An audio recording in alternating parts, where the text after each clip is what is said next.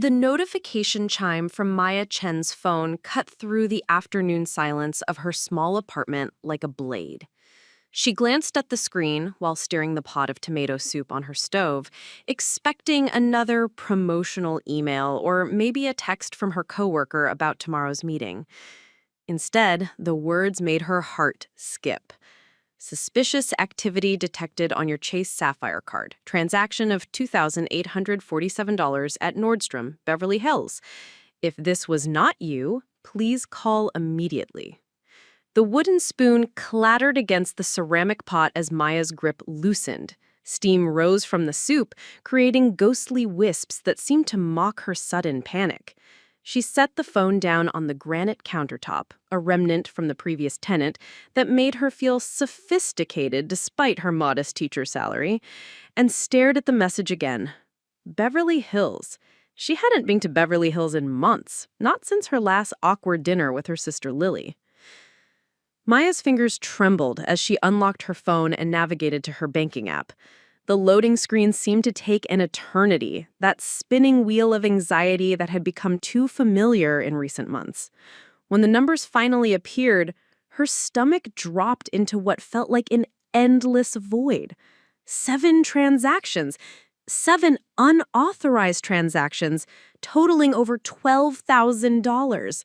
Nordstrom, Saks Fifth Avenue, a jewelry store she'd never heard of, a spa treatment that cost more than her monthly rent. No, no, no, she whispered to the empty apartment, her voice barely audible above the bubbling soup.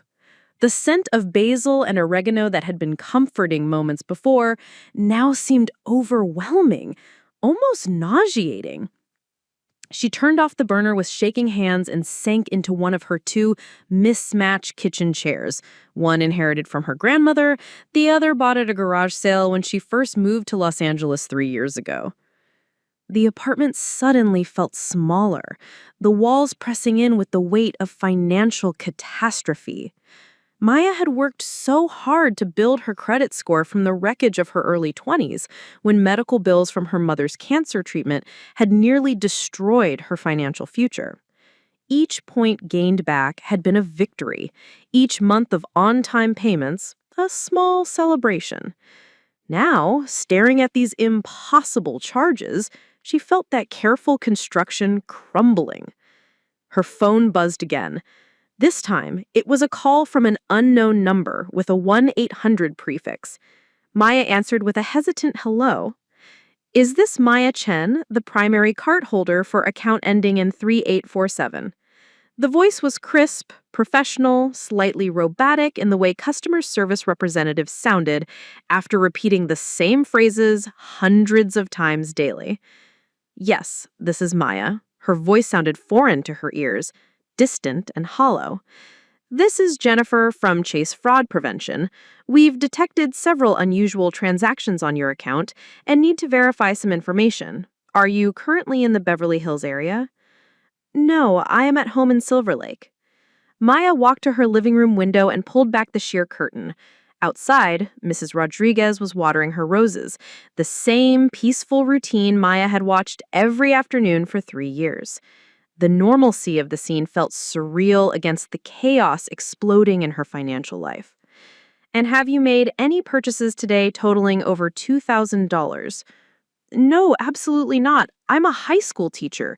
I don't make purchases like that." The words came out sharper than Maya intended, carrying years of subtle resentment about her chosen profession's financial limitations. Maya's blood turned to ice water in her veins. The correct pen. The security code. Her mind raced through possibilities, but one face kept surfacing like a persistent nightmare. Lily, her younger sister by 18 months, who had been staying in Maya's apartment on and off for the past 6 weeks after her latest relationship imploded. Lily, who had always been the charming one, the beautiful one, the one who somehow landed on her feet no matter how far she fell. Lily, who had watched Maya pay bills at this very kitchen table, who had been here when packages arrived, who had access to Maya's purse, her wallet, her entire life. "Ma'am, are you there?" Jennifer's voice pulled Maya back to the devastating present. Yes, I'm here. Someone has been staying with me recently. My sister. The words felt like glass in Maya's throat. Family fraud is unfortunately common. We'll need you to file a police report and submit an affidavit. I'm sending you an email with the necessary forms. The important thing is that you're not liable for these charges, but the process can take several weeks to resolve. Several weeks. Maya closed her eyes and calculated rapidly. Her checking account had maybe $800. Her savings, carefully built up over 2 years, contained $3,000, money she'd been planning to use for a deposit on a better apartment in a safer neighborhood. If her credit cards were frozen, if these charges weren't resolved quickly, how would she pay rent, buy groceries, keep her car running? After Jennifer ended the call with promises of follow-up emails and investigation timelines, Maya sat in silence. The afternoon sun streaming through her window created patterns on the hardwood floor that her grandmother would have called God's fingers reaching down to bless the earth. Today, they looked more like prison bars. Maya's apartment had always been her sanctuary. She decorated it carefully with finds from thrift stores and garage sales, creating a space that felt artistic and intentional despite her limited budget. The bookshelf she'd built herself held her collection of young adult novels, research for her English classes, she told herself, though she genuinely loved them. The small succulent garden on her windowsill represented her attempts at nurturing life in a city that often felt hostile to growth. The vintage movie posters, Casablanca, Roman Holiday, The Princess Bride, reflected her romantic soul, the part of her that still believed in happy endings despite mounting evidence to the contrary. Now looking around this space that had taken years to create, Maya felt like a stranger in her own life. Every object seemed to carry new weight. The spare key hanging by the door. Had Lily made a copy?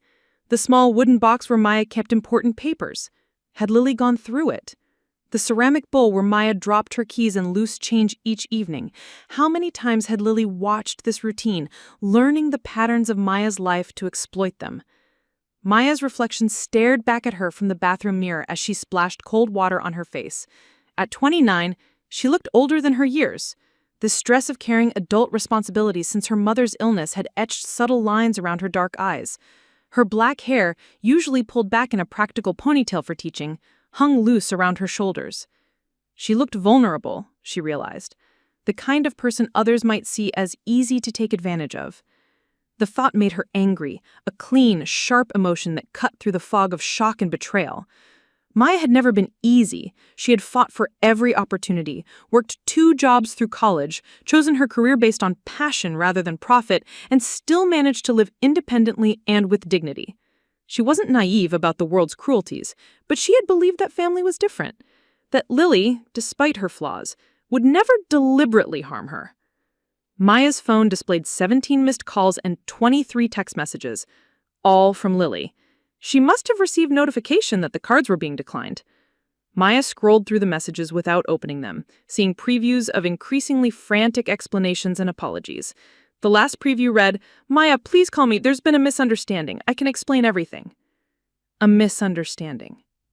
As if $12,000 in unauthorized charges was a simple communication error. Maya set the phone aside and walked to her kitchen where the forgotten soup had grown cold. She poured it down the drain, watching the orange liquid swirl away like her trust, her security, her belief that she could count on family when everything else in life felt uncertain. The weight of the wasted meal wasn't lost on her. She would need to be careful with every dollar now, at least until this nightmare was resolved. As evening approached and the apartment grew dim, Maya didn't turn on the lights. She sat at her small dining table, the one she'd inherited from her grandmother along with the mismatched chair, and tried to process what had happened to her carefully constructed life. Tomorrow she would have to face her students, pretend everything was normal, teach them about character development and narrative structure, while her own story had just taken a devastating turn. But tonight, in the gathering darkness, Maya allowed herself to grieve. Not just for the money, though $12,000 represented months of her salary. Not just for the inconvenience and stress of the coming weeks. She grieved for the loss of something more precious, the belief that love could exist without calculation, that family bonds were stronger than the temptation of easy money, that she could trust the people closest to her with her deepest vulnerabilities. The city lights began to twinkle outside her window, millions of strangers living their own complicated lives just beyond her reach. Maya wondered how many of them had faced similar betrayals, how many had learned the hard lesson that the people who could hurt you most were often the ones who loved you best, or claimed to. Maya woke before her alarm, the way she had every morning since discovering the fraud 6 days ago. Sleep had become elusive, arriving in fragments between anxiety-fueled calculations of her financial situation and replaying conversations with Lily that she should have seen as red flags.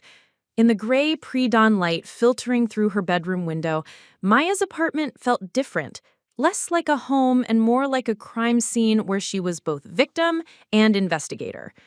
Her morning routine had become a careful dance around reminders of her sister's betrayal. The spare towels in the hallway closet that Lily had used, the coffee mug with the chipped handle that had been Lily's favorite, the indent in the couch cushions where Lily had spent countless hours scrolling through her phone, probably shopping with Maya's money while Maya graded papers at the kitchen table just 10 feet away. Maya had always prided herself on being observant, a skill essential to teaching high school English, where teenage drama and deception were daily challenges. How had she missed the signs? Looking back now, she could see them clearly. Lily's sudden interest in expensive skincare routines, the new designer handbag she claimed was borrowed from a friend, the way she'd grown evasive about her job search, changing the subject whenever Maya asked about interviews or applications. The bathroom mirror reflected a woman Maya barely recognized. Dark circles shadowed her eyes, and her usually smooth complexion showed the stress of sleepless nights and constant worry.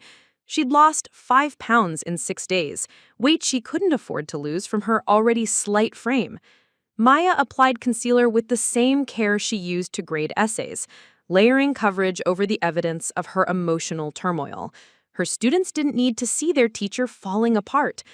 Maya's Honda Civic, 13 years old but meticulously maintained, felt like a refuge during her morning commute to Lincoln High School.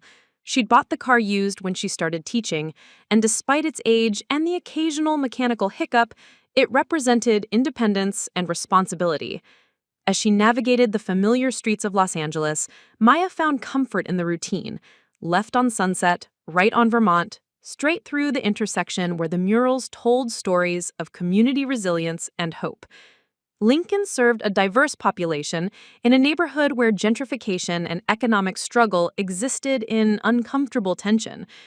Maya's students came from families working multiple jobs to afford rising rents, from households where college was a distant dream rather than an expectation.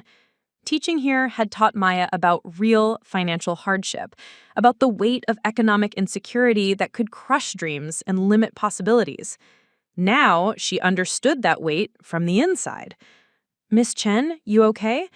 The question came from Jessica Ramirez, a senior in Maya's AP English class, who had a talent for reading people's emotional states with unsettling accuracy. Jessica planned to study psychology at UCLA if her family could figure out the financial aid maze that Maya had volunteered to help navigate. "I'm fine, Jessica. Just tired." Maya arranged her lesson materials on the desk, the same desk where she'd sat during her lunch break yesterday, filling out fraud affidavits and police reports. The irony wasn't lost on her that she was teaching a unit on betrayal in literature while living through her own Shakespearean tragedy. "You don't look fine. You look like my mom did when she found out my dad was gambling again." Jessica's observation was delivered with the casual brutality of a teenager who had seen too much adult weakness. "Someone mess with your money?" Maya looked up sharply, surprised by Jessica's perceptiveness. "Why would you ask that?" "My cousin got her identity stolen last year. She looked just like you do now, angry and scared and trying to pretend neither was true." Jessica settled into her desk, but her eyes remained fixed on Maya with uncomfortable intensity. "Want me to ask my uncle about it? He works fraud cases for the police downtown." The offer was unexpected and touching. Maya had always tried to maintain appropriate boundaries between her personal life and her teaching, but the kindness in Jessica's voice nearly broke her resolve. "That's sweet of you to offer, Jessica. I'm handling it, but thank you." My family knows about people taking advantage. Usually it's strangers, though. When it's family, Jessica shook her head with a wisdom that seemed too old for her 18 years. That's the worst kind of theft. Maya's hands stilled on her lesson plan. She hadn't told Jessica, or anyone, that the theft was family-related, but somehow the girl had intuited the truth. Before Maya could respond, other students began filtering into the classroom, their familiar chatter providing cover for the conversation that had cut too close to home. During lunch, Maya sat in her car in the school parking lot, unwrapping a peanut butter sandwich she'd made at home to save money. The credit card company had assured her that she wouldn't be responsible for the fraudulent charges, but the investigation could take weeks, and her available credit was frozen until then. Every expense required careful consideration now. Every purchase weighed against her diminished resources. Her phone displayed 47 missed calls from Lily and a voicemail box that had been full for 3 days. Maya had read the text messages, increasingly desperate pleas for conversation, explanations that made no sense, promises to fix everything that rang hollow against the magnitude of the betrayal. The last message, sent at 3 a.m., simply said, "I know you hate me now, but please let me explain." Maya didn't hate Lily. That would have been easier, cleaner somehow. Instead, she felt a complex mixture of anger, disappointment, and grief that defied easy categorization. She loved her sister. That hadn't changed, despite everything, but she no longer trusted her, no longer felt safe around her.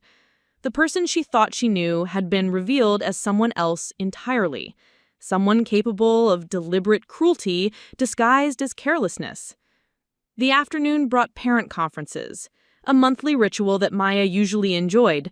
Today she sat across from Mrs. Patterson, discussing her son's David's progress in creative writing, while part of her mind calculated whether she could afford to get her car's brakes checked this month. Mrs. Patterson was a single mother, working 2 jobs to support 3 children, and Maya had always admired her dedication and sacrifice. Now Maya understood that admiration from a different angle, seeing the constant juggling act required to maintain stability on a limited income. David's really improved his dialogue, Maya said, reviewing his latest short story. He's learning to give each character a distinct voice. He talks about your class at dinner sometimes, says you make the book seem real, like the people in them could be his neighbors. Maya felt a warm glow at the compliment, a reminder of why she'd chosen teaching despite the financial sacrifices. In a week filled with betrayal and uncertainty, knowing that she was making a positive difference in her students' lives provided essential grounding.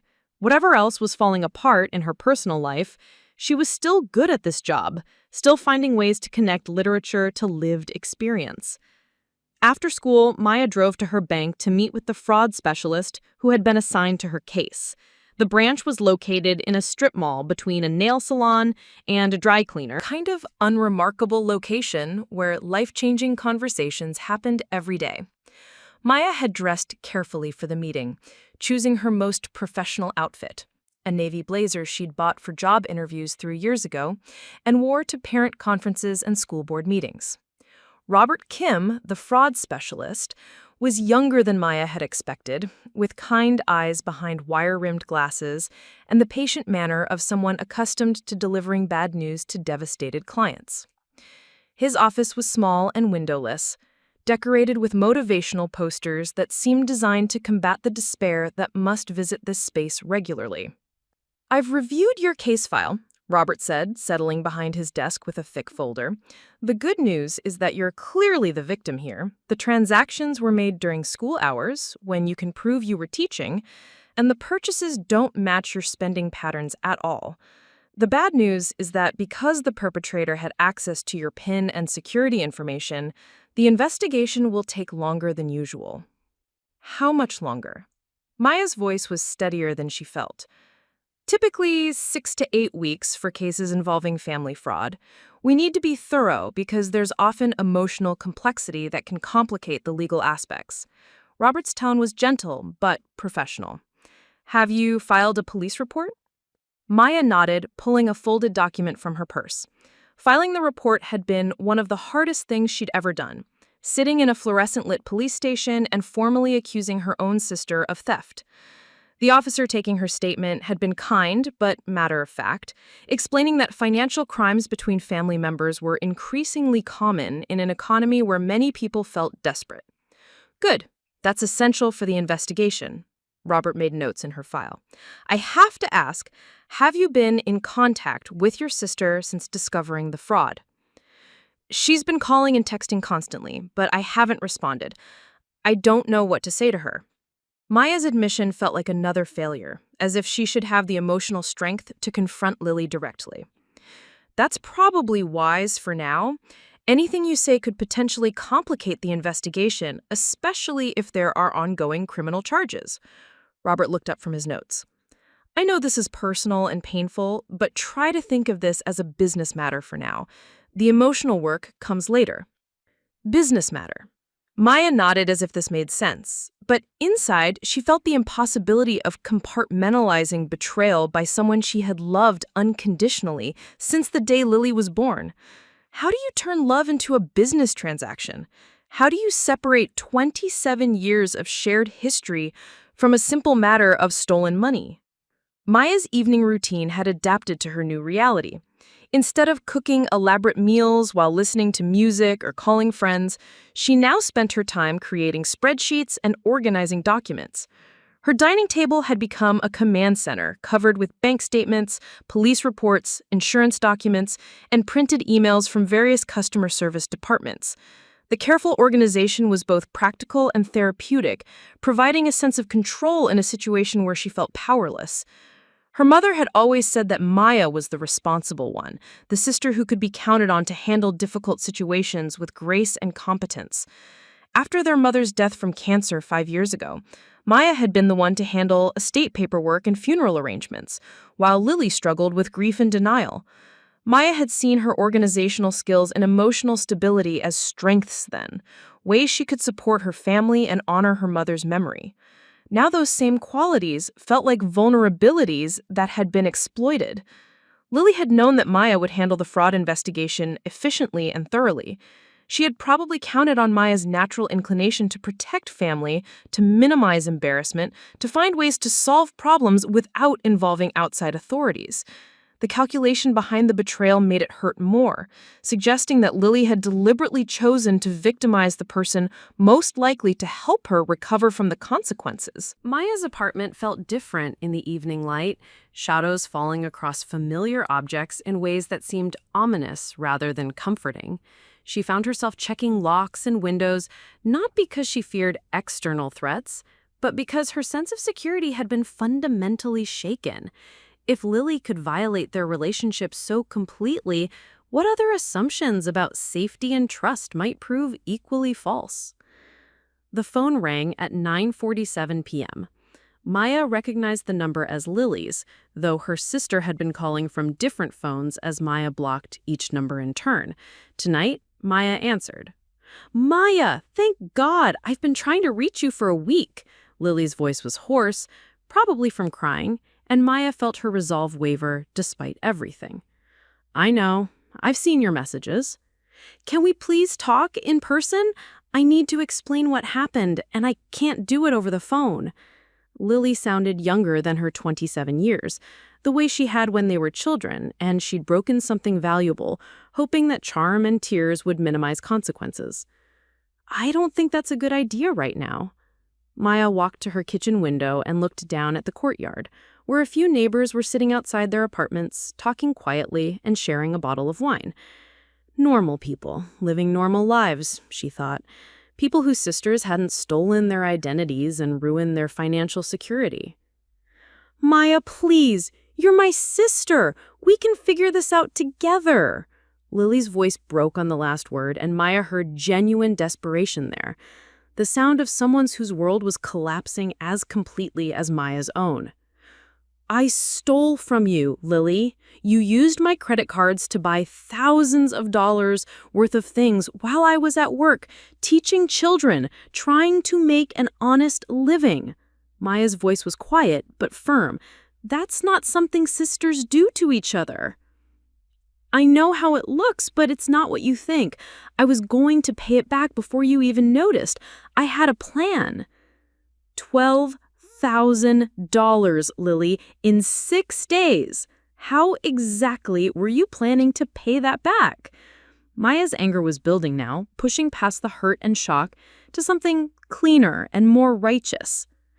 So you gambled with money you stole from me to impress a man who doesn't even respect you.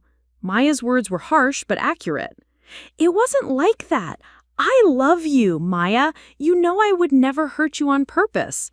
Lily was crying now, the full-throated sobs of someone whose carefully constructed lies were crumbling. But you did hurt me, on purpose. You had to make multiple trips to use those cards. You had to enter my PIN dozens of times. Each transaction was a choice to betray my trust. Maya's voice remained steady despite the tears streaming down her own face. I don't know who you are anymore, Lily. The silence stretched between them, filled with the weight of a relationship that might never recover. Finally, Lily spoke again, her voice small and defeated. What happens now? Now you face the consequences of your choices. The police are investigating, the credit card companies are investigating, and I'm going to focus on rebuilding what you destroyed. Maya wiped her eyes with the back of her hand. I can't protect you from this, Lily, and I won't try. Maya, wait! But Maya had already hung up. She turned off her phone and sat in the quiet darkness of her apartment, feeling simultaneously empty and full. Drained of the energy it had taken to finally confront her sister, but filled with a new sense of her own strength. For the first time in a week, Maya felt like herself again, like someone capable of surviving this betrayal and perhaps even growing stronger because of it. The subpoena arrived on a Tuesday morning, delivered by a process server who apologized for interrupting Maya's breakfast preparation. Standing in her doorway in her pajamas and slippers, holding the legal document that would require her testimony in a criminal case against her own sister, Maya felt the ground shift beneath her feet once again. What had begun as a financial inconvenience had evolved into something much larger and more permanent. Maya's hands shook as she read through the dense legal language, the formal accusations that transformed Lily from her troubled little sister into the defendant who had committed fraudulent use of a credit card and identity theft in the first degree. The cold precision of legal terminology couldn't capture the emotional devastation of family betrayal, but it would determine Lily's future nonetheless. At Lincoln High School, Maya found it increasingly difficult to maintain her professional composure. During third period, while her students analyzed the themes of loyalty and betrayal in Julius Caesar, Maya felt the bitter irony of teaching about Brutus's moral struggle while living through her own version of family betrayal. Miss Chen, do you think Brutus was right to betray Caesar? The question came from Marcus Torres, a thoughtful student who often pushed discussions into deeper philosophical territory. Maya paused, considering her response more carefully than usual. Betrayal is rarely simple, Marcus. Brutus believed he was protecting Rome, even though it meant destroying someone he loved. The question isn't whether he was right or wrong, but whether we can live with the consequences of our choices. But Caesar trusted him. That makes it worse, doesn't it?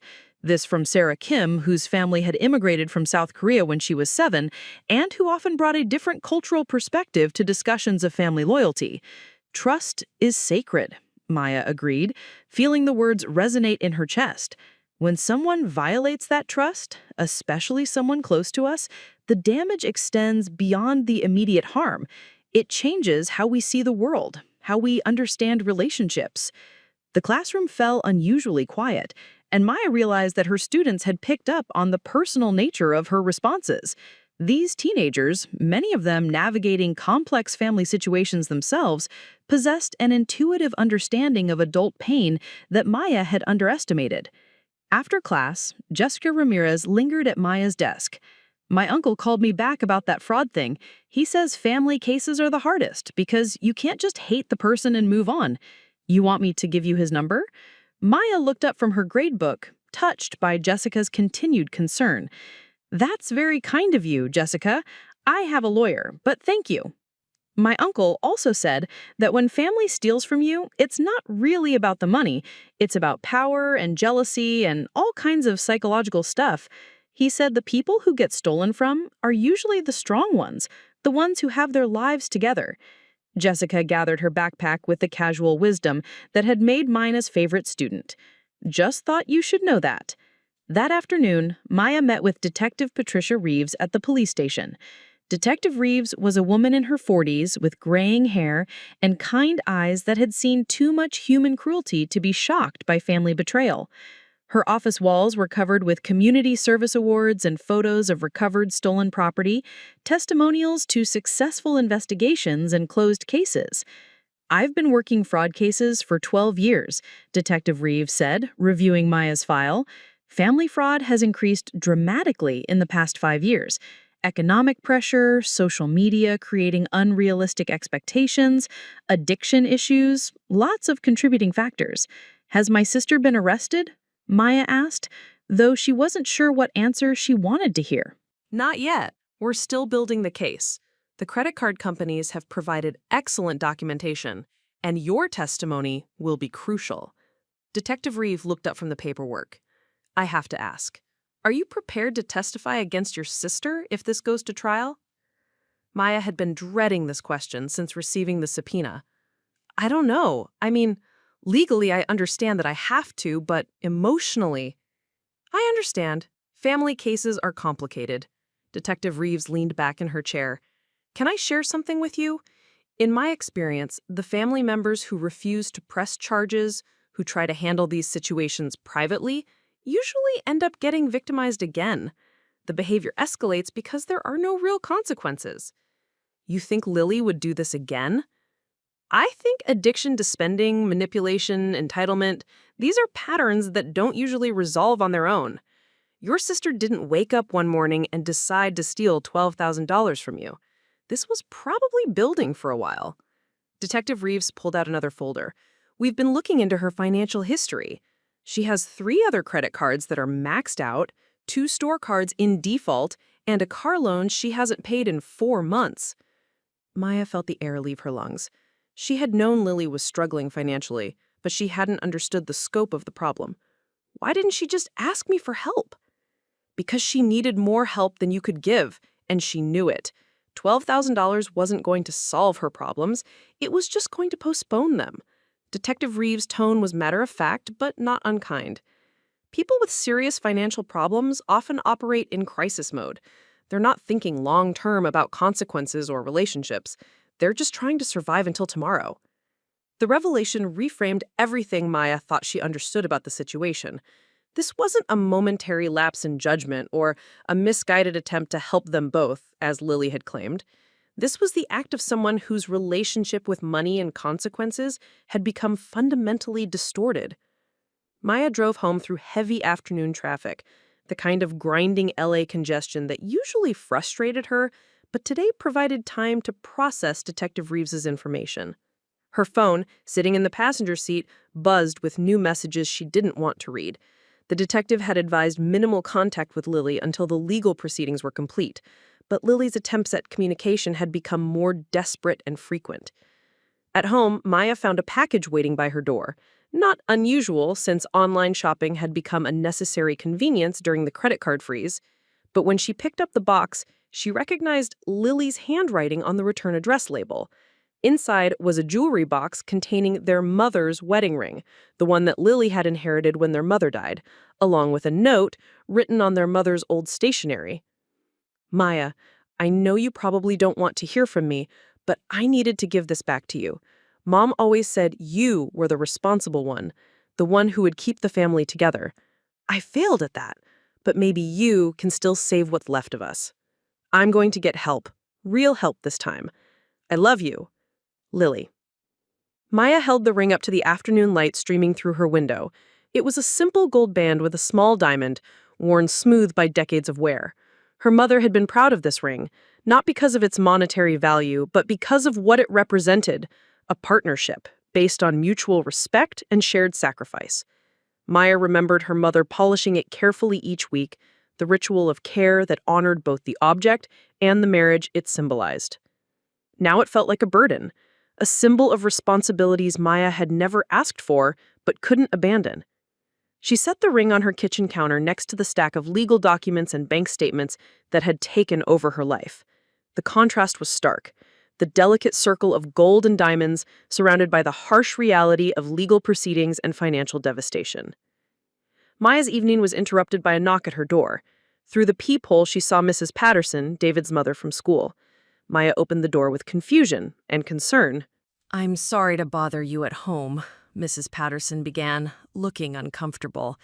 "But David heard some of the older kids talking about your situation, and he was worried about you. He made me promise to check on you." Maya felt touched and mortified simultaneously. "I didn't realize the students knew anything." "Honey, teenagers know everything. They might not understand all the details, but they can tell when their teachers are struggling." Mrs. Patterson stepped inside at Maya's invitation, looking around the apartment with the appraising eye of a mother. "David said you've been different lately, sadder, distracted. He was afraid something bad had happened to you." They sat at Maya's kitchen table, the same table where Maya had eaten dinner while Lily used her stolen credit cards just feet away. Maya found herself telling Mrs. Patterson the whole story, something she hadn't done with anyone else. There was something about this woman's maternal presence that made Maya feel safe to be vulnerable. "Family betrayal is the worst kind," Mrs. Patterson said when Maya finished. "When David's father left, he took money from our joint account that I was saving for David's college fund. Not as much as what happened to you, but enough to hurt. The money was one thing, but the breaking of trust, that took years to get over." "How did you manage?" "Day by day. I focused on protecting David and myself, and I let the legal system handle the rest. I had to learn that loving someone doesn't mean enabling their destructive behavior." Mrs. Patterson reached across the table and squeezed Maya's hand. "You're doing the right thing by not protecting her from consequences." After Mrs. Patterson left, Maya sat with her mother's ring and thought about family legacy. What kind of family stories would survive this crisis? Would future generations know about the sister who stole from the sister who taught school? Would they understand the complexity of loving someone whose choices had become destructive? Maya's phone buzzed with a text from an unknown number. "This is Marcus. Lily asked me to contact you.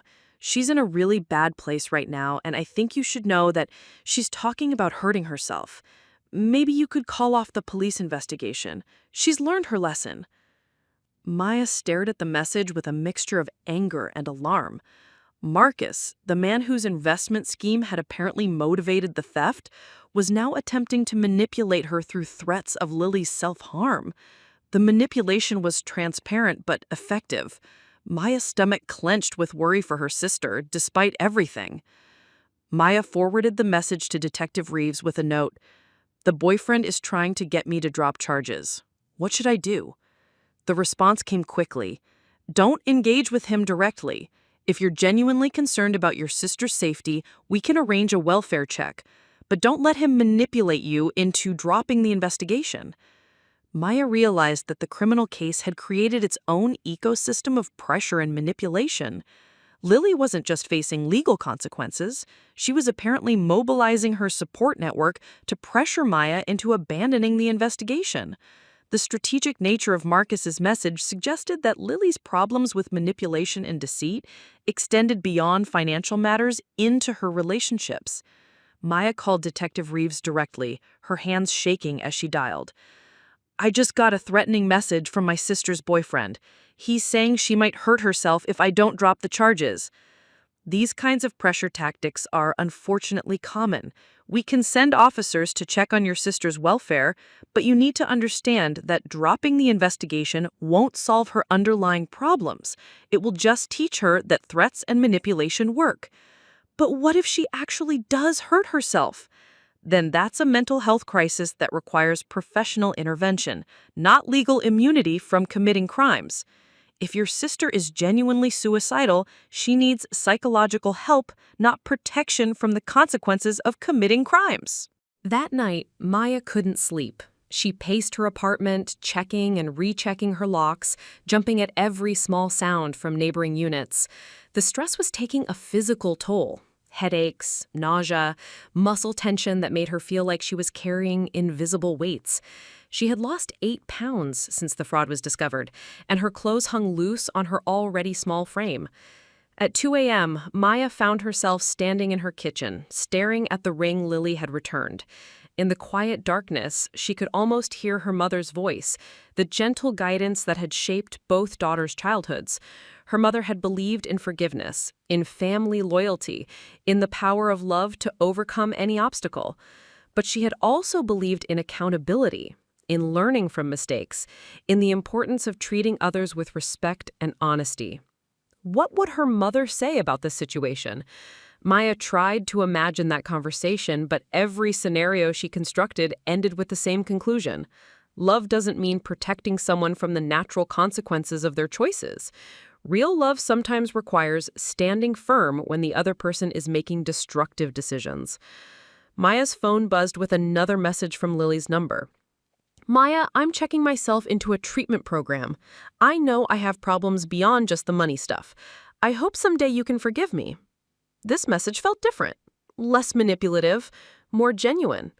Maya felt a flicker of hope that perhaps the crisis was pushing Lily toward real self-awareness and change. But Detective Reeves's words echoed in her mind. Patterns of manipulation don't usually change without sustained consequences and professional intervention.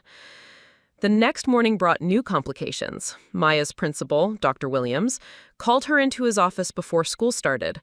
Dr. Williams was a kind man in his 50s who had supported Maya through her mother's illness and had advocated for her promotion to department head 2 years ago. Maya, I need to discuss something sensitive with you, Dr. Williams began, closing his office door. I received a call yesterday from someone claiming to be your sister. She said there had been a misunderstanding about some financial matters, and she asked if I could speak with you about dropping some kind of legal action against her. Maya felt heat rise in her cheeks, a combination of embarrassment and anger that Lily had involved her workplace in this situation.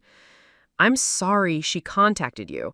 My sister committed credit card fraud, and there's an ongoing criminal investigation. I had no idea she would try to involve the school. I didn't engage with her beyond taking the message, and I want you to know that this doesn't affect your position here in any way. Dr. Williams leaned forward, his expression concerned. But I am worried about you. You've seemed distracted lately, and now I understand why. Is there anything the school can do to support you? I appreciate that. I've been trying not to let it affect my teaching, but it's been challenging. Maya felt grateful for Dr. Williams' supportive response, but also worried about how Lily's behavior might continue to ripple outward into other areas of her life. Take whatever time you need for legal proceedings. We can arrange substitute coverage for any court dates. Dr. Williams handed her a business card. This is my wife's information. She's a therapist who specializes in family trauma. She's offered to see you at a reduced rate if you're interested. Maya accepted the card with gratitude, realizing that she had been so focused on the practical aspects of the fraud that she hadn't considered the emotional support she might need to process the trauma of family betrayal. During her lunch break, Maya sat in her car and called the therapist, Dr. Sarah Williams. The conversation was brief but reassuring. An appointment was scheduled for the following Saturday, and Dr. Williams assured Maya that family fraud cases require particular emotional support because they involve grief as well as anger. You're not just dealing with financial crime, you're mourning the loss of your relationship with your sister as you knew it. That's a significant loss that deserves attention and care. Maya hadn't thought about it as mourning, but the description felt accurate. She was grieving the sister she had thought she knew, the relationship she had believed they shared, the family dynamic that had provided stability and connection since their mother's death. Even if Lily changed and grew from this experience, their relationship would never be the same. That loss deserved acknowledgement and healing. That afternoon, Maya received a call from her credit card company with an update on the investigation. The financial review was complete, and the fraudulent charges would be removed from her account within 5 business days. Her credit would be restored to its previous status, and new cards with enhanced security features would be issued. However, the representative continued, you should know that your sister has been attempting to contact our fraud department directly, claiming that the charges were authorized and that there's been a misunderstanding. We haven't changed our determination, but you should be aware of these contact attempts. Maya thanked the representative and hung up, feeling exhausted by Lily's continued efforts to manipulate the situation. Each new attempt at contact or interference felt like a fresh violation, evidence that Lily still didn't understand the gravity of what she had done, or respect Maya's need for space and boundaries. After school, Maya drove to the grocery store to restock her kitchen. With her credit cards being reissued and her financial situation stabilizing, she could resume normal shopping patterns instead of carefully rationing every expense. Walking through the familiar aisles, selecting ingredients for the simple meals she enjoyed cooking, Maya felt a small sense of normalcy returning to her life. At the checkout line, Maya recognized the cashier as a former student from her first year of teaching. Angela had graduated 3 years ago and was working while attending community college. Ms. Chen, how are you? Angela's smile was genuine and warm. I still use the essay writing techniques you taught us. My English professor says I'm one of the best writers in her class. Maya felt a familiar glow of professional satisfaction. That's wonderful, Angela. I'm so proud of you for continuing your education. You know, you always told us that education was the one thing no one could take away from us. I think about that a lot when school gets expensive or difficult. Angela scanned Maya's groceries with efficient movements. You probably don't remember, but you helped me apply for financial aid when my family couldn't figure out the forms. That made all the difference. Maya did remember, and she felt touched that her support had made such a lasting impact. As she drove home, she reflected on the contrast between her professional life, where she helped students navigate challenges and build better futures, and her personal life, where she was learning to navigate betrayal and rebuild trust. That evening, Maya received an unexpected visitor. Through her peephole, she saw Lily standing in the hallway, looking thin and tired, but clean and sober. Maya's first instinct was to not answer the door, but something about Lily's posture, defeated rather than demanding, made her reconsider. I know you probably don't want to see me, but I wanted to tell you in person that I'm going into a residential treatment program tomorrow. Not just for the spending, but for the underlying stuff that made me think stealing from you was acceptable. Maya studied her sister's face through the gap in the door. Lily looked genuinely remorseful, but Maya had learned to be skeptical of her sister's emotional displays. What kind of program? 90 days inpatient. They specialize in addiction and trauma therapy. I know it doesn't fix what I did to you, but I want you to know that I'm taking this seriously. She held up a folder of paperwork. I brought copies of the admission documents if you want to see them. Maya hesitated, then unlatched the chain and stepped into the hallway, closing her apartment door behind her. She didn't want Lily inside her space again, but she could have this conversation in the hallway. I also wanted you to know that I told the police and the credit card companies that I did it, that you had nothing to do with it, and that I'm not going to fight the charges. Lily's voice was steady, more mature than Maya had heard it sound in years. I know it doesn't undo the damage, but I want to take full responsibility. Why now? Maya asked. Why are you finally being honest? Because Marcus dumped me when he realized I might go to jail, and I figured out that the only person who ever really loved me unconditionally was the person I hurt the most. Lily's eyes filled with tears, but she didn't let them fall. I don't expect you to forgive me, and I don't expect our relationship to go back to how it was. But I wanted you to know that I understand what I did was wrong, and I'm going to get help so I never hurt anyone like this again. Maya felt her own eyes water, but she maintained her composure. I'm glad you're getting help, Lily. You need it, and the people in your life deserve better than what you've been giving them. I know. I'm going to be in treatment for 3 months, and then I'll probably have to go to jail for a while. When I get out, I want to find a way to pay you back. Not just the money, but somehow earn back your trust. Lily took a step backward, as if recognizing that the conversation was ending. I love you, Maya. I know I have a terrible way of showing it, but I do love you. I love you too, Lily. That's why this hurts so much, and that's why I couldn't protect you from the consequences this time. Real love means holding people accountable when they make destructive choices. Maya's voice was firm, but not unkind. After Lily left, Maya returned to her apartment and sat at her kitchen table with her mother's ring. For the first time since the fraud was discovered, she felt a small sense of hope that perhaps this crisis might ultimately lead to healing and growth for both of them. The road ahead would be long and difficult, with legal proceedings and family reconstruction that might take years to complete. But tonight, Maya felt like she had handled the situation with integrity and strength, honoring both her love for her sister and her responsibility to herself. The evening news was playing softly in the background, stories of crime and politics and human struggle that reminded Maya that her family's crisis was part of a larger fabric of human experience. She wasn't alone in facing betrayal and disappointment, and she wasn't alone in having to choose between enabling bad behavior and enforcing difficult consequences.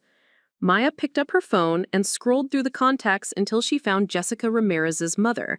She had been meaning to call and update the family about how their daughter's kindness and wisdom had helped Maya through a difficult time. As she dialed, Maya realized that the fraud investigation had not only revealed the worst in her sister, but had also shown her the unexpected sources of support and strength in her community. 6 weeks after the initial fraud discovery, Maya sat in a sterile conference room at the district attorney's office, surrounded by legal professionals who spoke about her sister in terms of criminal statutes and sentencing guidelines. Assistant DA Jennifer Park was a sharp woman in her 30s who specialized in financial crimes, and she had reviewed Lily's case with the thorough attention of someone who had seen this pattern many times before. Your sister has agreed to plead guilty to all charges, ADA Park explained, spreading documents across the conference table. 5 counts of credit card fraud, 1 count of identity theft, and 1 count of forgery. The forgery charge relates to some paperwork she falsified to increase her credit limits using your information. Maya felt a chill at this new revelation. I didn't know about any forgery. She used your employment information and salary details to apply for credit limit increases on the cards she was using fraudulently. She also forged your signature on several documents. Detective Reeves, who had joined the meeting, looked up from her notes. The paper trail suggests this was more premeditated than we initially realized. Maya absorbed this information with a growing sense of how completely she had misjudged the scope of Lily's deception. This wasn't a series of impulsive purchases driven by emotional crisis. It was a systematic scheme that had required planning, research, and deliberate deception over an extended period of time. How long was she planning this? Preparing and narrating this type of story took us long efforts and hard work. So if you are enjoying the story, please consider subscribing to our channel. Based on the credit applications and the pattern of small initial purchases before the large ones, probably 6 to 8 weeks before you discovered it, ADA Park replied. She was testing the waters, seeing what she could get away with before escalating to the larger purchases. Maya remembered those weeks clearly now, seeing them through a new lens. Lily's increased interest in Maya's work schedule, her questions about Maya's banking routines, her sudden helpfulness with errands that gave her access to Maya's purse and personal documents. What Maya had interpreted as sisterly closeness had actually been criminal reconnaissance. What does the guilty plea mean for sentencing? Maya asked. 18 months in state prison, 3 years probation, and full restitution, ADA Park said. She'll also be required to complete financial counseling and substance abuse treatment. The court is taking the family relationship into account as both an aggravating factor, because it shows a violation of trust, and a mitigating factor, because it suggests the crime was emotionally driven rather than purely predatory. Maya felt conflicted about the sentence. 18 months seemed simultaneously too harsh for someone she loved and too lenient for someone who had systematically violated her trust and security. The complexity of family crime, she was learning, defied simple notions of justice and punishment. "There's something else you should know," Detective Reeves said, pulling out another folder. "During the investigation, we discovered that your sister had been engaging in similar behavior with other family members and friends over the past 2 years. Small amounts, usually repaid quickly enough to avoid detection, but a clear pattern of financial manipulation and boundary violations." Maya's stomach dropped. Who else? Your Aunt Susan, 2 college friends, and a coworker. None of them reported it because they believed Lily's explanations and felt sorry for her situation. But when we contacted them as part of our investigation, they all acknowledged lending her money or discovering unauthorized charges that she had explained as mistakes or emergencies. The revelation reframed everything Maya thought she understood about the crime against her. She wasn't Lily's first victim. She was the culmination of an escalating pattern of exploitation that had been building for years. The other victims had been more easily manipulated or more willing to accept Lily's explanations, but Maya's discovery and refusal to enable the behavior had finally brought the pattern to light. Maya thought about family gatherings over the past 2 years, wondering if she had missed signs of tension or awkwardness between Lily and other relatives. Had Aunt Susan seemed withdrawn or worried? Had Lily's college friends seemed less willing to spend money when they went out together? Maya realized that her focus on her own relationship with Lily had blinded her to her sister's impact on their broader social circle. "Why didn't anyone tell me?" Maya asked. "Shame, mostly. People who get victimized by family members often blame themselves. They think they should have been smarter, should have seen it coming, should have been able to handle it privately. There's also a lot of social pressure to keep family problems within the family." ADA Park nodded in agreement. Family fraud is significantly underreported for exactly these reasons. Victims protect their abusers out of love, loyalty, or embarrassment. But that protection enables the behavior to escalate until someone finally draws a line like you did. Maya felt a complex mixture of pride and guilt. Pride that she had been strong enough to pursue legal consequences despite family pressure. Guilt that her action had revealed other victims who might have continued suffering in silence if the pattern hadn't been disrupted. After the meeting, Maya drove to Lincoln High School, where normal life continued unchanged despite the legal drama consuming her personal time. Her students were preparing for final exams, and Maya found comfort in the familiar rhythms of academic deadlines and teenage concerns about grades and college applications. During lunch, Maya sat in her classroom grading essays about personal growth and resilience. The irony wasn't lost on her, that she was evaluating her students' writing about overcoming challenges while living through her own transformative crisis. One essay, written by Jessica Ramirez, particularly caught her attention. "My teacher, Miss Chen, always tells us that literature helps us understand real life, but this year I realized that real life also helps us understand literature. When I read about betrayal in books, I used to think the characters were too dramatic in their reactions. But watching someone I care about go through family betrayal has taught me that some kinds of hurt change you permanently, not because you want them to, but because they have to. The person who gets betrayed has to become stronger to survive, and the person who does the betraying has to face who they really are. Both kinds of change are necessary, even though they're painful." Maya found herself deeply moved by Jessica's insight and emotional maturity. This teenager had absorbed lessons about family trauma and personal growth that many adults never learned. Maya made a note to discuss college recommendations with Jessica. Her writing demonstrated the kind of thoughtful analysis that would serve her well in higher education. After school, Maya attended her 3rd therapy session with Dr. Sarah Williams. The comfortable office, decorated with plants and soft lighting, had become a refuge where Maya could process the emotional complexity of her situation without judgment or pressure to forgive prematurely. "How are you feeling about your sister's guilty plea?" Dr. Williams asked, settling into her chair with a cup of tea. Relieved, I think, but also sad. It feels final in a way that the investigation didn't. Maya had been looking forward to this conversation all week. And I'm angry about the other victims. If I had known she was doing this to other people, I might have acted sooner.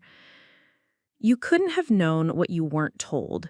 And it sounds like those other victims made conscious choices not to report the behavior, just like you made a conscious choice to report it. You can't take responsibility for decisions other people made. Dr. Williams leaned forward slightly. What feels final about the guilty plea? It means she really did it. I know that sounds strange because I always knew she did it, but part of me was hoping there would be some explanation that would make it make sense, some reason that would let me keep believing she was fundamentally good but temporarily confused. Maya felt tears building but didn't try to stop them. The guilty plea means accepting that my sister is someone who hurts people deliberately, and that changes everything about our relationship. Grief is appropriate here. You're mourning the loss of your sister as you knew her, and you're mourning the loss of your own innocence about family relationships. Both of those losses deserve acknowledgement and time to heal. Maya had been thinking about innocence a lot lately. Not naivete exactly, but a fundamental trust in the goodness of people close to her. That trust had been a source of strength throughout her life, enabling her to form deep relationships and approach her teaching with genuine care for her students' well-being. She worried that losing it would change her in ways that went beyond her relationship with Lily. I don't want to become cynical. I don't want this to make me suspicious of everyone I care about. Healthy boundaries aren't the same as cynicism, Dr. Williams replied. Learning to protect yourself while remaining open to genuine connection is part of maturing emotionally. This experience has taught you that love alone isn't enough to ensure good behavior from other people. That's painful knowledge, but it's also valuable. That evening, Maya received a letter from Lily, postmarked from the residential treatment facility where she had been living for the past month. Maya had been avoiding contact with Lily during the legal proceedings, but something about receiving a physical letter felt different from the desperate phone calls and text messages that had characterized Lily's earlier attempts at communication. Maya sat at her kitchen table and opened the envelope carefully, as if it might contain something dangerous. The letter was written on plain white paper in Lily's familiar handwriting, but the tone was more thoughtful and mature than any communication Maya had received from her sister in years. Dear Maya, I know you probably don't want to hear from me, and I understand if you throw this letter away without reading it. But my therapist here encouraged me to write to you as part of my accountability work, and I wanted to try. I've been in treatment for 4 weeks now, and I'm starting to understand things about myself that I never wanted to look at before. I have a condition called antisocial personality traits mixed with severe anxiety and depression. It's not an excuse for what I did, but it helps explain why I was able to hurt people I love without feeling the appropriate guilt or empathy. The therapist says I learned to manipulate people as a survival mechanism when we were kids and Mom was sick. I felt so powerless watching her suffer, and I discovered that I could get attention and comfort by creating crisis situations that people would solve for me. Over time, that became my default way of handling stress and getting my needs met. I know this sounds like I'm making excuses, and maybe I am, but I want you to know that I understand now that what I did to you wasn't a momentary mistake or a desperate response to financial pressure. It was part of a pattern of using other people to manage my own emotional problems. I've been doing it for years, and you weren't my first victim. I'm not writing to ask for your forgiveness because I don't think I deserve it yet. I'm writing to tell you that I'm taking full responsibility for my choices and their consequences. I'm going to plead guilty to all charges, serve whatever sentence the court gives me, and continue in therapy for as long as it takes to become someone who doesn't hurt the people she loves. I also want you to know that you did the right thing by not protecting me from consequences this time. My therapist says that enabling my behavior would have been cruel to both of us because it would have prevented me from getting the help I need and would have damaged your own emotional health. I hope someday, maybe years from now, we can have some kind of relationship again, but I understand if that's not possible, and I won't pressure you about it. You deserve to feel safe and respected, and I haven't given you either of those things. Take care of yourself. You're the strongest person I know, and I'm sorry it took losing you to learn how to be honest. Love, Lily. P.S. I enclosed the contact information from my treatment program. If you ever want to talk to my therapist about what I'm working on or ask questions about my progress, she said she would be willing to speak with you. Maya read the letter 3 times, looking for signs of manipulation or self-pity that had characterized Lily's previous communications. Instead, she found what seemed like genuine self-awareness and accountability. The letter acknowledged specific harm rather than offering vague apologies, and it didn't ask for anything from Maya except understanding. Maya folded the letter carefully and set it aside. She felt cautiously hopeful that Lily was finally beginning to understand the impact of her behavior, but she also knew that real change would require sustained effort over years, not just insights gained during a month of residential treatment. The letter was encouraging, but it was also just the beginning of what would need to be a much longer process of growth and accountability. Maya's phone rang with a call from Aunt Susan, her mother's sister, who lived in San Diego. Maya hadn't spoken with her aunt since the family barbecue last summer, and she answered with some apprehension.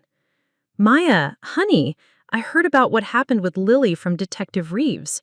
I'm so sorry I didn't tell you earlier about my own situation with her." Aunt Susan's voice carried guilt and regret. "You should have warned me, but I was embarrassed and thought maybe I was overreacting." "You don't need to apologize. I understand why it was hard to talk about." But if I had been braver, maybe I could have prevented what happened to you. Lily borrowed $800 from me last Christmas, promising to pay it back after her tax refund came. Then she charged another $300 on my credit card while she was visiting, claiming it was an emergency medication for her anxiety. I found out later that wasn't true. Aunt Susan sighed heavily. She paid me back just enough to keep me from getting angry, but never the full amount. I thought maybe she was just disorganized with money. Maya felt angry on her aunt's behalf, but also grateful that Susan was finally sharing this information.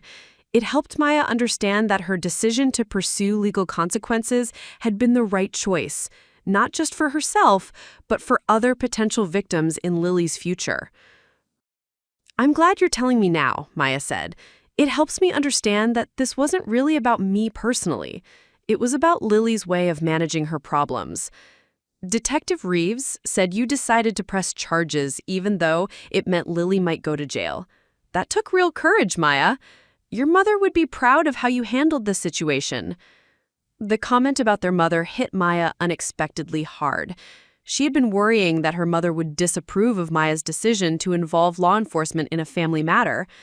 Hearing that Aunt Susan believed their mother would support Maya's choice provided emotional relief she hadn't realized she needed. After the call ended, Maya sat at her kitchen table and thought about the ripple effects of family dysfunction. Lily's behavior had impacted not just her immediate victims, but the relationships between those victims and their own ability to trust their instincts and protect themselves. Maya wondered how many other family secrets and small betrayals were hidden in their extended family. How many people had learned to accept disrespectful treatment rather than risk family conflict. Maya picked up her mother's ring from the counter where it had been sitting for weeks, waiting for her to decide what to do with it. Tonight, she slipped it onto her right hand, not as an engagement ring, but as a reminder of the values her mother had tried to instill: integrity, accountability, and the kind of love that holds people responsible for their choices rather than protecting them from consequences. The ring felt heavier than Maya remembered, but also more meaningful. It represented not just her parents' marriage, but also the ongoing work of building relationships based on mutual respect and honesty. Wearing it felt like a commitment to honor those values in her own life, even when it was difficult or painful to do so. 8 months later, Maya stood in front of her new apartment building in Las Vegas, keys in hand and a sense of cautious optimism in her heart.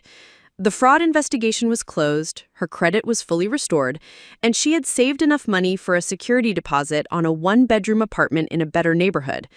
The morning sun cast golden light across the Spanish-style architecture, and Maya felt like she was literally and figuratively moving into a brighter future. The new apartment represented more than improved living circumstances. It was a symbol of her own resilience and growth.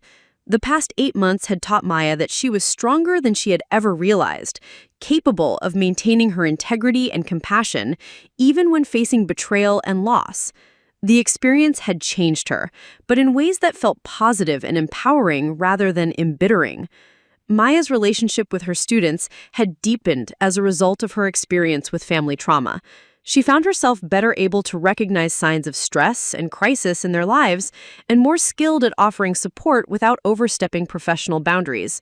Her unit on family relationships in literature had evolved to include more nuanced discussions of love, loyalty, and accountability, concepts that her students engaged with more thoughtfully because they sensed their teacher's authentic understanding. "Miss Chen, you seem different this year," Jessica Ramirez observed during a conference about her college applications. Jessica was now a senior and had become something of a mentor to younger students, partly inspired by Maya's example of strength during difficulty.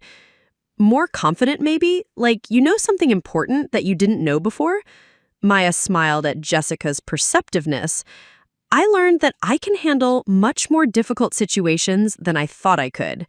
And I learned that asking for help when you need it is a sign of strength, not weakness." My uncle said you handled your family situation really well. He said a lot of people in similar situations make choices that enable the bad behavior to continue, but you chose accountability instead.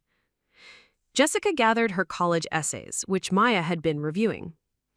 "I put some of that in my personal statement. How watching you deal with family crisis taught me about the difference between protecting people you love and enabling their destructive choices."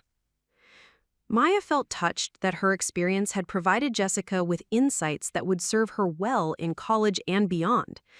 One of the unexpected gifts of the past year had been discovering how her personal growth could become a teaching tool, helping her students develop their own emotional intelligence and resilience. At Lincoln High School, Maya had been promoted to English department head, a position that came with increased responsibilities but also greater influence over curriculum and student support programs. Dr. Williams had specifically cited Maya's demonstration of leadership during personal crisis as evidence of her readiness for increased administrative responsibility.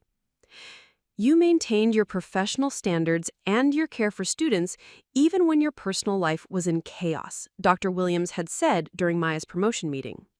"That kind of compartmentalization and dedication indicates real emotional maturity and leadership potential." Maya had accepted the promotion with gratitude and some surprise. She hadn't realized that her colleagues had been observing her handling of the fraud situation, but their recognition felt validating. The experience had taught her about her own capabilities and values in ways that would benefit both her teaching and her leadership of other educators. The new position also came with a salary increase that had made Maya's apartment upgrade financially feasible. For the first time since starting her teaching career, Maya felt truly financially secure, rather than simply getting by month to month.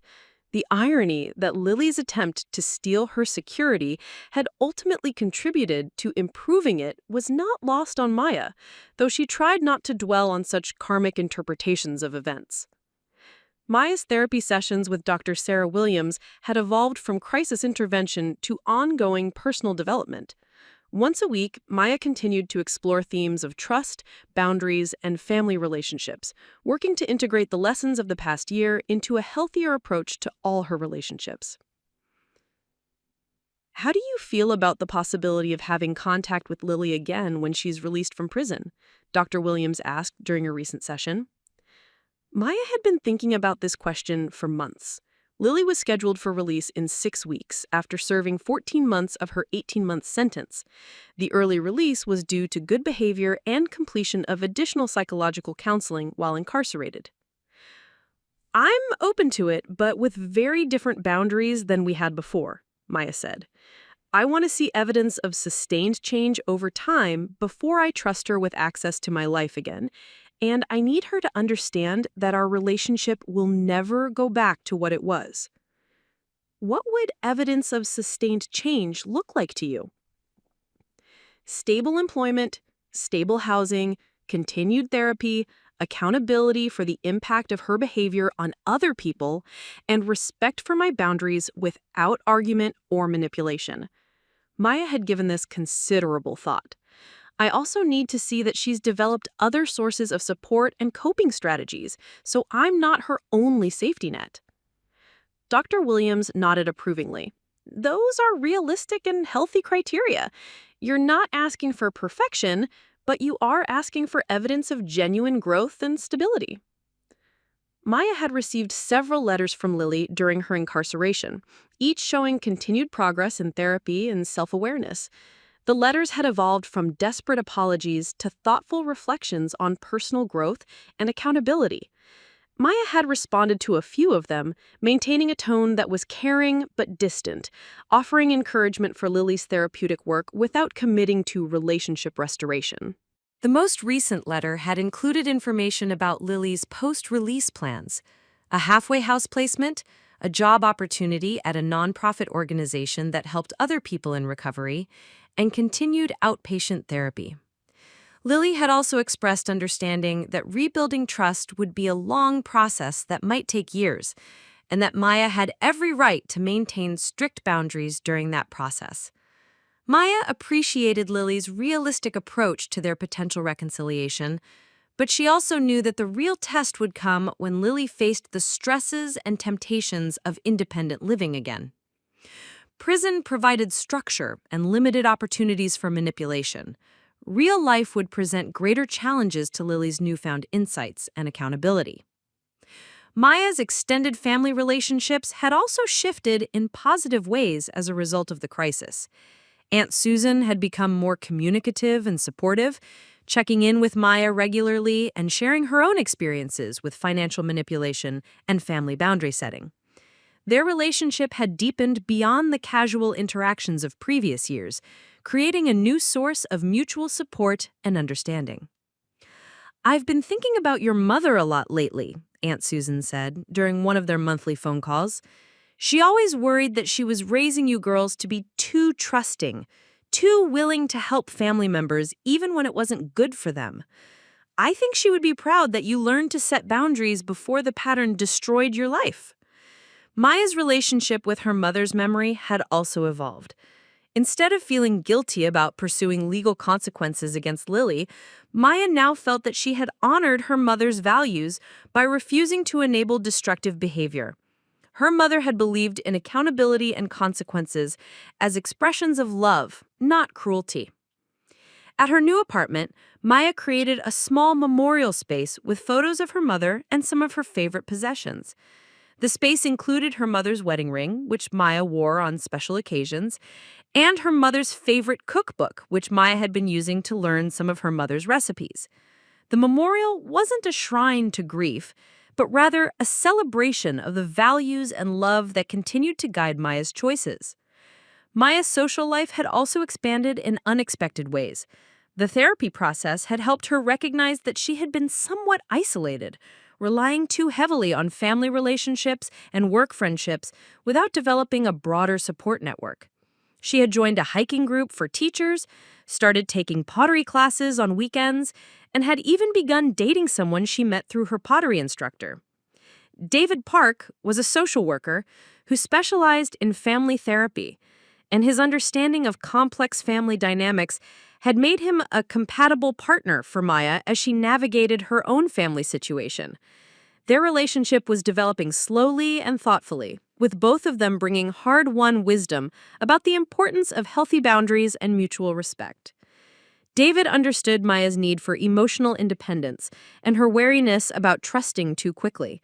Their conversations about family trauma and recovery were thoughtful and supportive without being intrusive, and Maya appreciated having a partner who understood that healing was an ongoing process rather than a destination. "I think what I admire most about how you handled your situation," David said during dinner at a small restaurant near Maya's new apartment, "is that you managed to hold your sister accountable without becoming vindictive. That takes real emotional maturity." Maya smiled, cutting into her salmon thoughtfully. "It didn't feel mature at the time. It felt like survival. But I'm glad it looks like wisdom in retrospect. Sometimes wisdom is just doing the right thing when it's difficult, even if you don't feel wise while you're doing it." Their relationship was built on mutual respect and shared values rather than passionate intensity, which felt right to Maya, given everything she had learned about the importance of stability and trustworthiness in relationships. David's steady presence in her life provided a counterpoint to the chaos and drama that had characterized her family relationships. 3 weeks before Lily's scheduled release, Maya received a call from Lily's parole officer, Officer Martinez, who wanted to discuss the reintegration plan and Maya's role in it. "Your sister has been a model prisoner," Officer Martinez explained during their phone conversation. "She's completed anger management, financial responsibility counseling, and advanced group therapy. Her therapist believes she's made genuine progress in addressing the underlying issues that contributed to her criminal behavior." "I'm glad to hear that," Maya said, meaning it. Despite everything, she wanted Lily to succeed in rebuilding her life. However, successful reintegration often depends heavily on family support. "I wanted to discuss what level of contact and support you're comfortable providing." Officer Martinez's tone was professional but understanding. Family members sometimes feel pressured to provide more support than they're emotionally ready for. Maya appreciated the officer's recognition of her position.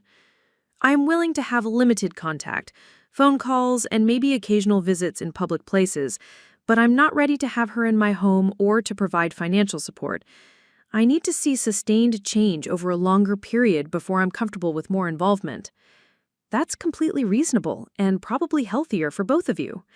Gradual reintegration with clear boundaries often works better than jumping back into close family relationships before trust has been rebuilt. Officer Martinez also informed Maya that Lily would be living in a supervised halfway house for at least 6 months, working at a nonprofit organization that helped other formerly incarcerated people find work and housing. The structure and oversight provided some reassurance that Lily would have professional support during her transition back to independent living. Maya felt cautiously optimistic about Lily's post-prison plans, but she also knew that the real test would come when Lily faced the stresses and temptations that had contributed to her criminal behavior in the first place. Prison provided structure and limited choices. Real life would require Lily to actively choose accountability and healthy coping strategies every day. The week of Lily's release, Maya received a letter that felt different from the others, more grounded and specific, less focused on apologies, and more focused on concrete plans for the future. "Dear Maya, I get out in 4 days, and I wanted you to know what my life is going to look like so you don't have to wonder or worry about what I'm doing. I'll be living at Harbor House, a halfway house in downtown LA, for at least 6 months. I have a job lined up at Second Chance Employment Services, helping other people with criminal records find work and housing. The irony of helping other people rebuild their lives when I destroyed my own isn't lost on me, but my therapist says that service to others is often part of real recovery. I will be in outpatient therapy twice a week for the first year, and I'm required to attend financial responsibility meetings once a week for 2 years. I also joined a support group for people who have committed crimes against family members, which has been really helpful for understanding the specific harm I caused. I know you said you're open to limited contact, and I want you to know that I understand what that means. I'm not going to pressure you for more than you're comfortable giving, and I'm not going to use our relationship as a way to avoid taking full responsibility for rebuilding my own life. I also want you to know that I've told my therapist, my parole officer, and my support group about what I did to you. I'm not hiding from it or minimizing it anymore. Admitting the full truth about my behavior is part of staying accountable.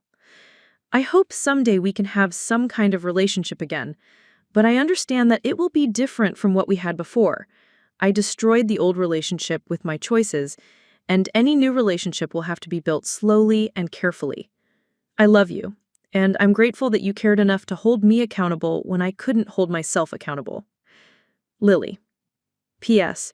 I enclosed my therapist's contact information again, in case you ever want to talk to her about my progress or ask questions about my treatment. She said she would be happy to speak with you at any time. Maya read the letter several times, looking for signs of manipulation or unrealistic expectations. Instead, she found what seemed like genuine humility and realistic planning. Lily wasn't asking for immediate forgiveness or promising that everything would be perfect.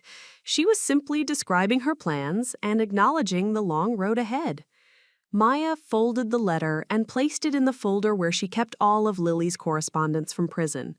The folder had become a record of Lily's growth over the past 14 months, and Maya found it encouraging to see the evolution in her sister's thinking and accountability. 2 weeks after Lily's release, Maya received a phone call that she had been both anticipating and dreading. Lily's voice sounded different, older, more cautious, less dramatic than Maya remembered. "Hi, Maya. It's Lily. I hope it's okay that I'm calling." "It's okay," Maya said, settling into her favorite chair in her new living room. "How are you adjusting?" "It's hard.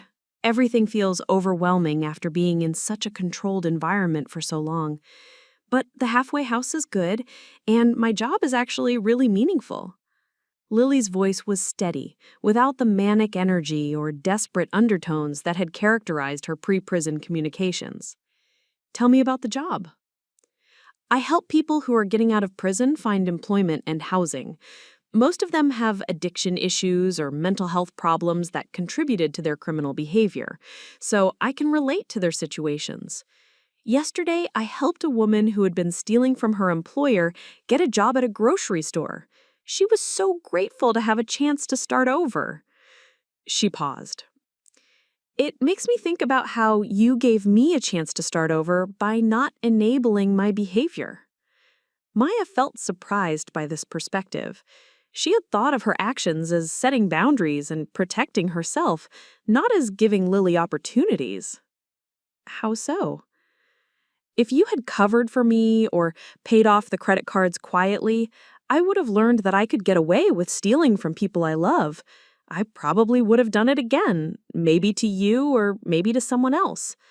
By holding me accountable, you forced me to face the real consequences of my behavior and get the help I needed." Maya had never thought about her decision in these terms, but Lily's interpretation felt meaningful. Sometimes the most loving thing you could do for someone was refuse to protect them from the natural consequences of their choices. "I'm glad you see it that way now. It was hard to know if I was doing the right thing." "You were. My therapist says that people who love addicts and criminals often think they're helping by minimizing consequences, but they're actually making the problems worse. You loved me enough to let me hit bottom so I could start rebuilding from a foundation of honesty." They talked for 20 minutes, covering Lily's daily routine, her therapy progress, and her goals for the next 6 months. The conversation felt different from any they had shared in years. More honest, more grounded, less dramatic. Lily asked about Maya's new apartment and her promotion at school, showing genuine interest in Maya's life rather than just focusing on her own problems. "I want you to know that I understand our relationship is different now. I hope someday we can be close again, but I know that's not guaranteed. I have to earn back your trust, and that might take years. I appreciate you understanding that. I do want us to have a relationship, but it needs to be built on mutual respect and honesty. The old dynamic where I worried about you constantly and you relied on me to solve your problems, that wasn't healthy for either of us." "I know. I'm working on developing other sources of support and better coping strategies. I don't want to be someone who takes advantage of people who love me." After they hung up, Maya felt cautiously hopeful about the possibility of rebuilding a relationship with Lily. The conversation had felt genuine and mature, without the manipulation and drama that had characterized their interactions before Lily's incarceration. But Maya also knew that sustaining this level of self-awareness and accountability would require ongoing effort from Lily, especially as she faced the stresses of independent living. Maya called Dr. Williams to discuss the conversation and her feelings about Lily's reintegration. The therapy sessions had become less frequent as Maya's acute crisis had resolved, but she still found value in having professional support for navigating complex family dynamics. "How did it feel to talk to her?" Dr. Williams asked. "Different. Better. More equal, somehow. Like she was talking to me as an adult rather than as someone she needed to manipulate or manage." Maya settled into the familiar chair in Dr. Williams's office. "But I'm also aware that it's easy to sound mature and accountable during a 20-minute phone call. The real test will be how she handles day-to-day stresses and temptations." "What would you need to see from her over the next 6 months to feel more confident about increasing contact?" Maya had been thinking about this question since their phone call. "Consistent employment, stable housing, continued therapy, and respect for the boundaries I've set. I also want to see her developing friendships and interests that don't revolve around crisis or drama." Those are reasonable expectations. "And what about your own needs during this process?" "I want to continue building my own life independently. I spent too many years making decisions based on what was best for Lily or what would minimize family conflict.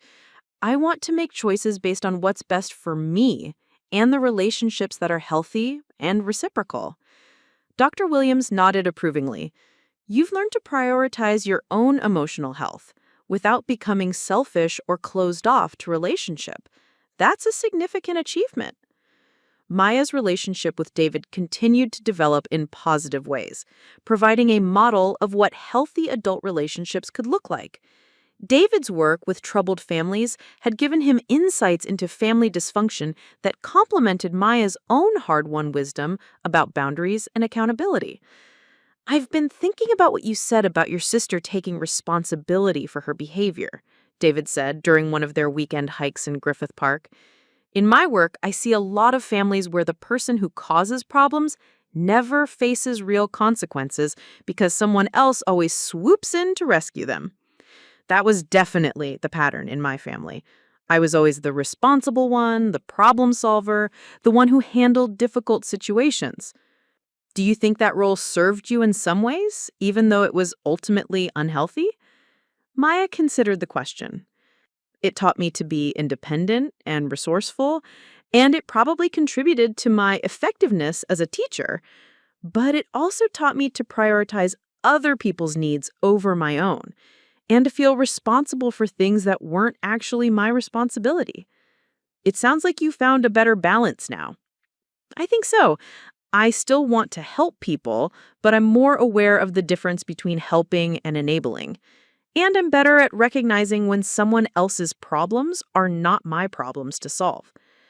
As spring turned to summer, Maya's life settled into new rhythms that felt both familiar and transformed.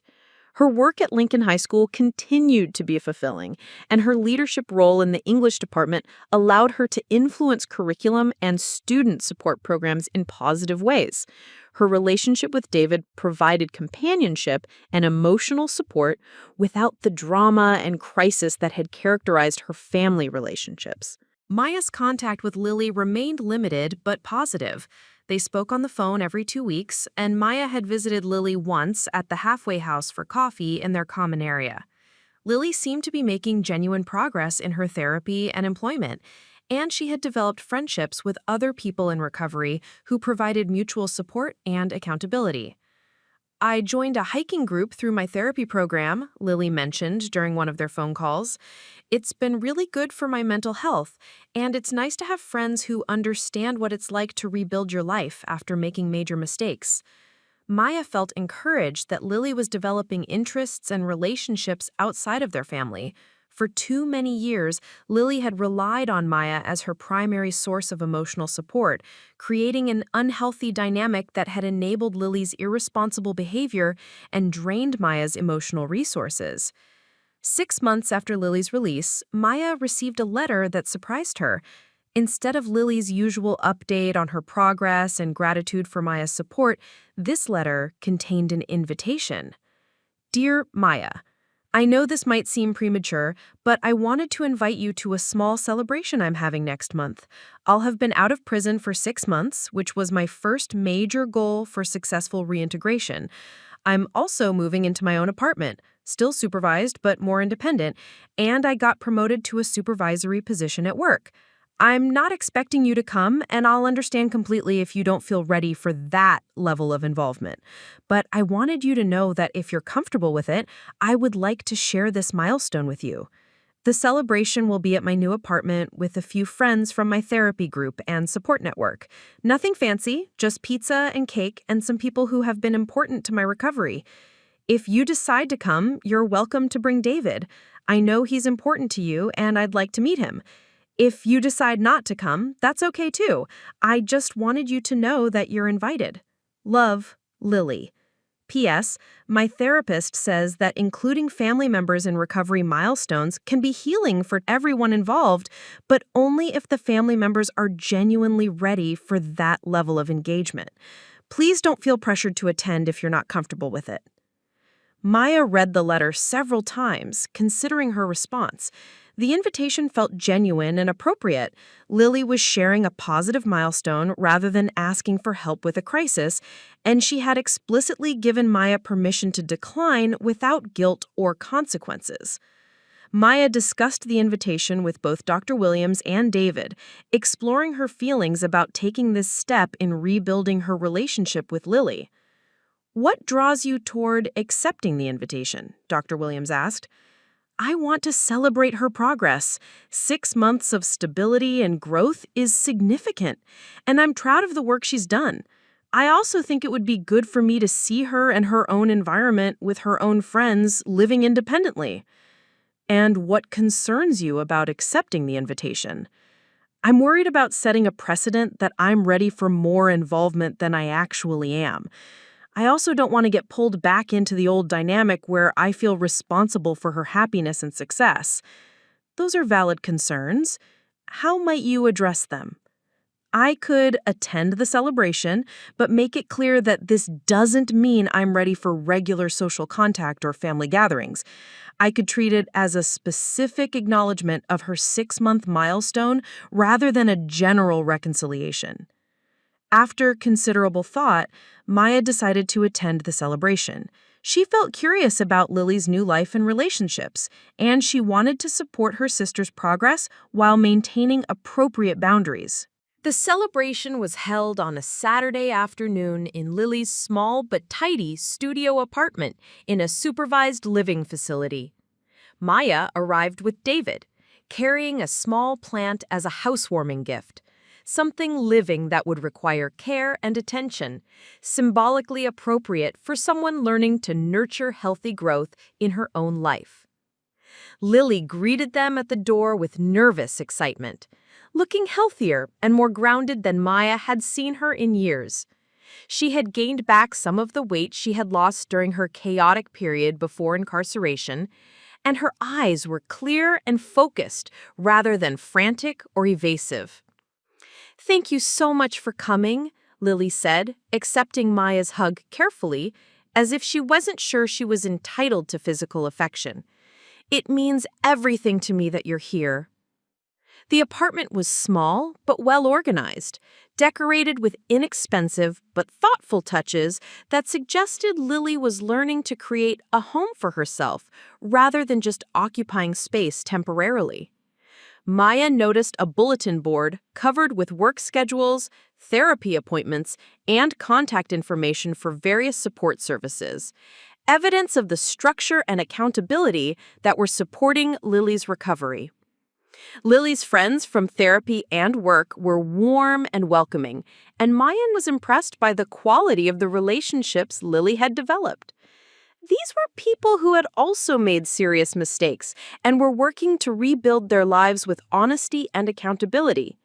Their conversations were thoughtful and supportive, focused on growth and positive change rather than drama or crisis. "Lily talks about you a lot," said Carmen, a woman in her 40s who had been Lily's roommate at the halfway house. "She says you saved her life by not enabling her behavior. That took real courage." The transformative power of betrayal, Maya's journey from crisis to strength. Maya Chen's world shattered when she discovered her sister Lily had stolen $12,000 through credit card fraud. But what began as devastating betrayal ultimately became a profound journey of personal transformation and healing. As a dedicated high school English teacher, Maya had always been the family's problem solver, consistently rescuing Lily from various crises. The discovery of systematic financial deception forced Maya to confront not just her sister's manipulation, but her own patterns of enabling destructive behavior. The betrayal cut deeper than the financial loss. It destroyed Maya's sense of safety and made her question her ability to trust anyone, including herself. Initially paralyzed by conflicting emotions of love, anger, and responsibility, Maya made the difficult decision to pursue legal consequences. This choice, though painful, marked the beginning of her transformation from enabler to someone who understood that true love sometimes requires firm boundaries. With support from friends like David and guidance from therapy, Maya learned to distinguish between protecting someone you love and enabling their destructive choices. As Maya began setting healthy boundaries, every aspect of her life improved. Her career advanced, her relationships deepened, and she developed a stronger support network. Her experience with family trauma even enhanced her teaching, helping her better recognize and address signs of dysfunction in her students' lives. Through meaningful conversations with former students like Jessica, Maya discovered her personal growth had equipped her to offer valuable guidance to others facing similar challenges. Meanwhile, Lily was undergoing her own transformation through therapy and accountability programs. Rather than making excuses or minimizing her actions, she began genuinely understanding how her behavior had harmed others. Her progress wasn't just talk. She built a new life centered on service and mutual support rather than manipulation and crisis. The sisters' healing journey culminated in a powerful restorative justice session where they engaged in honest dialogue about the full impact of the betrayal. Maya was able to express how the fraud had affected her emotionally and psychologically, while Lily demonstrated genuine understanding and took complete responsibility without deflection. This structured conversation provided the clarity both needed to move forward. 2 years after the devastating discovery, Maya reflected on how crisis had become opportunity.